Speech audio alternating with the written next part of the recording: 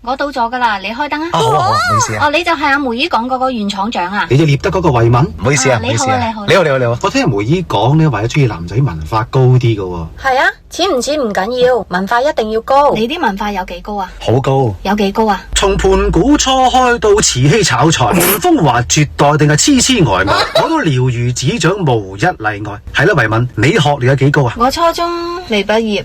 咁就好辦啦。點好辦啊？哦，即係我可以着啲教你。咁好啊，你文化係咪咁高先吓？好啊。中國嘅四大名著係乜嘢？係《西遊記》《鹿鼎記》《尋秦記》同埋《倚天屠龍記》。點解同我讀書時老師講嘅唔一樣嘅？日又忙夜又忙，出個門口又化妝，一時唔記得都唔使慌嘅。係咁中國嘅四大美人係邊幾個啊？係楊玉環、貂蟬、西施同埋張柏芝。張柏芝佢都係中國㗎。咁又係。中國嘅四大發明係咩？係共享單車、移動支付、高鐵同埋網購。古代嘅四大發明喎。你冇話現代定係古代啊？古代啦，古代。古代，估到邊個代啊？就係估到嗰個古代咯。係嘛？究竟你識唔識㗎？我記得時搞錯咗，搞咗總18代啫。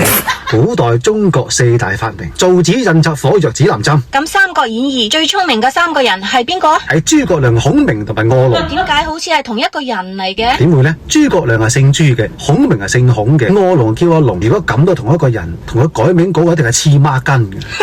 文化水平都幾高，得噶啦，你翻去等通知啊！等通知啊？係啊。咁多人排期嘅咩？咁我不如我問你幾個問題好唔好啊？好啊，你問啊。